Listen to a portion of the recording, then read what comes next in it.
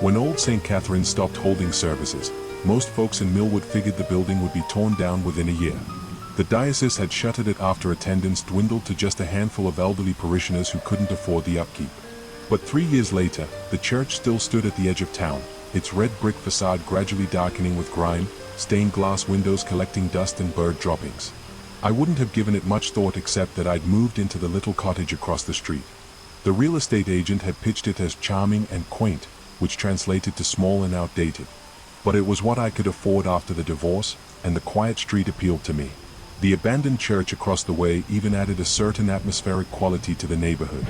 That was before the bell started ringing. The first time I heard it, I was drifting off to sleep. A single, clear tone that seemed to float through my bedroom window. Just one toll, then silence. I sat up, confused. It was nearly midnight according to my bedside clock. I waited, thinking perhaps it was the beginning of a series, maybe someone had gotten the church's mechanism working again, but no other sounds followed. The next morning, Mrs. Garland from 2 doors down was found dead in her bathtub. Heart attack, they said. She was 83 and had been in declining health for years, so no one was particularly surprised. I didn't connect the bell to her death. Not then. The next night, the bell rang twice. The following day, there was news of 2 deaths, a high school senior who wrapped his car around a tree on Route 16, and an elderly man who died in his sleep at the nursing home on the edge of town. It took me another week to notice the pattern. Each night, the bell would toll a certain number of times. The next day, exactly that many people in Millwood would die. At first, I tried to convince myself it was coincidence. Millwood wasn't large, about 8,000 people, but it wasn't tiny either. People died regularly enough.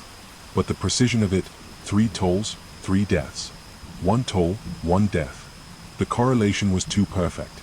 I started keeping a journal. Date, number of tolls, names of the deceased. After 3 weeks, there was no denying it.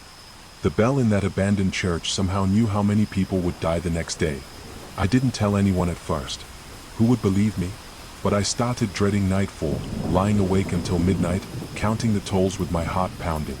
4, 6, 2, 1. The single tolls were the worst. When there was only 1 death coming, I'd spend the entire next day wondering if it would be someone I knew, or if it would be me. After a particularly bad night when the bell tolled 8 times, later attributed to a collision between a tour bus and a pickup truck on the highway outside town, I finally broke down and told someone. Darren worked with me at the library and had grown up in Millwood. If anyone would know something about the church, it would be him.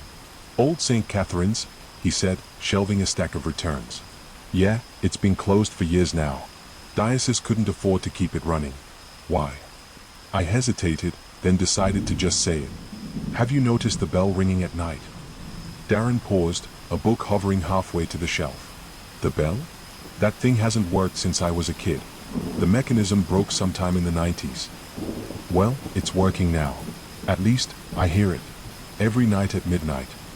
He gave me a strange look. You live across from it, right? The Hartley cottage. I nodded. Here. Well, I live on the other side of town, so maybe I'm too far to hear it. What's got you so interested in an old church bell anyway? I couldn't tell him the whole truth. Not yet. Just curious. Do you know if anyone still has access to the church? A caretaker or something? Darren thought for a moment. Far as I know, the only person who still goes there is old man Corley. He was the custodian before it closed. Think he might have kept a key, though technically the property belongs to the diocese now. Frank Corley. I knew the name. He lived in a small house at the end of my street, kept to himself mostly. Sometimes I'd see him walking past my place early in the morning or late in the evening, always wearing the same worn jacket regardless of the weather. Thanks, I said, and went back to cataloging new arrivals, my mind already formulating a plan to talk to Frank Corley. It took me 3 days to work up the courage to knock on Corley's door. 3 more nights of counting tolls. 3 more days of scanning the local obituaries, confirming my terrible suspicions. When he opened the door, I was struck by how ordinary he looked. I'd built him up in my mind as some kind of gothic figure, a sinister bell ringer like something out of Victor Hugo. But he was just a thin, elderly man with wispy white hair and glasses too big for his face. Mr. Corley? I said. My name's Julia Mercer. I live in the Hartley cottage up the street. He nodded slowly. The divorcee. Moved in last month. News traveled fast in small towns. I'd grown used to it.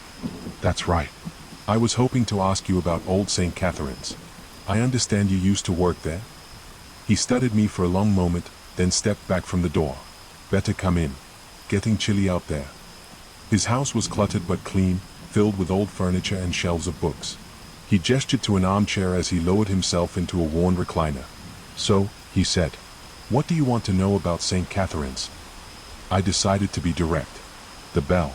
It rings every night at midnight. One toll for every person who will die in Millwood the next day. I expected denial, confusion, maybe concern for my mental health. Instead, Frank Corley just sighed deeply and removed his glasses to rub his eyes. You've been counting, he said. It wasn't a question. A chill ran through me. Then it's true? You know about this? He nodded slowly. Been happening for almost 40 years now. But, how? Why? He replaced his glasses and fixed me with a steady gaze. Do you believe in God, Miss Mercer? The question caught me off guard. I'm not sure anymore. Fair enough. I didn't either, once. Worked at that church for 30 years as an agnostic. Ironic, right? He gave a thin smile. But some things can't be explained any other way. You're saying God rings the bell? He shook his head. Not directly. It's more complicated than that. He paused, seeming to choose his words carefully. You know the church was built in 1887? The bell came from Europe, much older than the church itself. There's an inscription on it in Latin, Memento Mori. Remember you must die. I translated automatically, my old Catholic school education surfacing. Yes. The story goes that a monk blessed it, or cursed it, depending on how you look at it, during the Black Death. It was supposed to warn villagers of approaching death so they could prepare their souls. I frowned. But that doesn't explain how it works now. The mechanism is broken, right? Frank nodded. Has been for decades. The bell rings on its own. That's impossible. And yet, you've heard it yourself. Counted the tolls. Matched them to the deaths. He had me there. I sat back in the chair, trying to process what he was telling me. So you've known about this for 40 years? You've been listening to that bell toll, knowing what it means, and you've never told anyone. A shadow passed over his face. I told someone once. My wife, Margaret. She thought I was losing my mind. Insisted we move away from Millwood. He looked down at his hands. We were packing to leave when the bell tolled once. Just once. The next day, she collapsed while shopping at Sullivan's grocery. Aneurysm. Nothing anyone could have done. I'm sorry, I said quietly. He acknowledged this with a slight nod. After that, I decided some things are better left alone. The bell doesn't cause the deaths, Ms. Mercer. It just knows about them beforehand. But don't you see? I leaned forward. If we know how many people are going to die, maybe we could prevent it. Warn people somehow. Frank's expression hardened. You think I didn't try that? After Margaret, I was desperate to prove the bell wrong. When it tolled, I'd spend the next day trying to save people. Once I pulled a kid back from crossing a street just before a truck would have hit him. His voice grew quieter. That same kid drowned in his bathtub that night. Another time, I talked a man out of suicide. He seemed better when I left him. He died in his sleep from an undiagnosed heart condition. So what? Death just finds another way? I don't know, Ms. Mercer. I just know what I've seen. The bell is never wrong. And trying to outsmart it. He shook his head. It doesn't end well. We sat in silence for a while, the implications sinking in. So you just listen to it every night? I finally asked, knowing what it means. Someone has to bear witness, he said simply. And when it's my turn, when I hear that single toll and know it's meant for me, I'll be ready. I left Frank Corley's house more disturbed than when I'd arrived. Part of me still couldn't accept what he was suggesting, that some supernatural force was at work in our small town, that death announced itself nightly through an ancient bell. But I couldn't deny what I'd observed myself. That night, the bell tolled 5 times. The next day, 5 people died in Millwood, an elderly couple in a house fire, a middle-aged man from a stroke, a woman from complications of pneumonia, and a toddler who choked on a toy while his mother was in the next room. I read each obituary, added the names to my journal, and felt something shift inside me. If the bell couldn't be stopped, if death couldn't be cheated, then what was the point of knowing? But I couldn't unhear it now. Each night at midnight, I found myself awake, counting. 3 tolls. 7. 2. After 2 months of this, I decided I couldn't stay in Millwood. I put the cottage up for sale and started looking for jobs in other cities. I told myself that once I was away from the sound of that bell, I could forget all about it and move on with my life. The night before I was scheduled to sign the papers selling my house, I lay awake as usual, waiting for midnight. When it came, the bell rang out clearly across the street. I counted. 1. A single toll, then silence. I sat up in bed, my heart hammering in my chest. 1 death coming tomorrow. Just 1. And I was leaving town.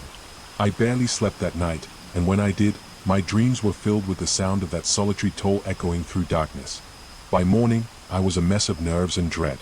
I showered, dressed, and made coffee with mechanical movements, all while a voice in my head whispered, "Is it you? Is today your day?" My appointment at the realtor's office was at 11 a.m. I left my house at 10:30, giving myself plenty of time to make the short drive downtown. As I locked my front door, I noticed Frank Corley walking up the street toward me.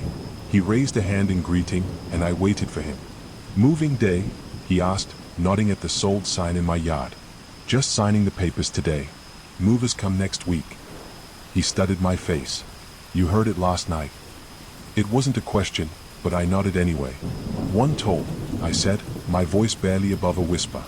Frank's expression softened. "And now you're wondering if it's meant for you. Isn't that what anyone would think?" He smiled slightly. "It's natural to be afraid, Ms. Mercer.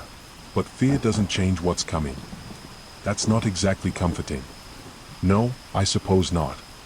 He looked past me at the church across the street, its bell tower rising against the clear blue sky. "You know, in all my years listening to that bell, I've learned something. The warning isn't for the dying. It's for the living." "What do you mean?" "The dead are beyond our help. But the living..." He turned back to me. "We still have today. However many todays we have left." I considered his words as I drove to the realtor's office, signed my papers, and headed back home. The single toll from the previous night still echoed in my thoughts, but Frank's perspective had shifted something in me. If today was my last day, did I want to spend it in fear? I decided to take a walk through Weaver Park, something I'd been meaning to do since moving to Millwood but never gotten around to. The autumn leaves crunched beneath my feet, and the air held the crisp scent of approaching winter. For the first time in months, I wasn't thinking about the bell or counting deaths. I was simply present. I was sitting on a bench watching ducks on the pond when my phone rang. It was Darren from the library. "Julia, have you heard?" His voice sounded strained. "Heard what?" "About Frank Corley. They found him an hour ago in St. Catherine's. Apparently he had a key all these years. He was up in the bell tower." My stomach dropped. "Is he?" "Yeah. The paramedic said it was probably a stroke. Quick, at least." Darren paused. "Did you know him well? I remembered you asking about him." "Not well," I said quietly, "but he was kind to me." After hanging up, I sat on that bench for a long time, tears sliding down my cheeks for a man I barely knew. The single toll had been for him. He must have known as soon as he heard it. A lifetime of listening to that bell had prepared him for his own death announcement. Yet he'd spent his last morning walking through the neighborhood, talking to me, offering what comfort he could to a frightened stranger. "We still have today," he'd said. "I didn't sell my house after all. I called the buyers and backed out of the deal, paying the penalty fee without complaint." Some things suddenly seemed more important than moving away from uncomfortable truths. Every night at midnight, I still hear the bell toll. I still count, still check the obituaries the next day. But I no longer live in fear of what I might hear. Instead, I've taken over Frank's self-appointed duty. When the bell tolls many times, I spend the next day being extra kind to strangers, holding doors open, letting people merge in traffic, leaving generous tips, small kindnesses for those who might be spending their last day without knowing it. And on the nights when the bell tolls just once, I make sure to live the next day fully, appreciatively, as if it might be my last. Because someday, it will be. The bell in the abandoned church still tolls every night at midnight, once for every soul that will die tomorrow. But now I understand what Frank knew all along.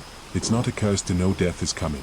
The curse would be to know and fail to live differently because of it. So I listen, I count, and then I greet each day as the precious gift it is, a day that some in our town won't get to see.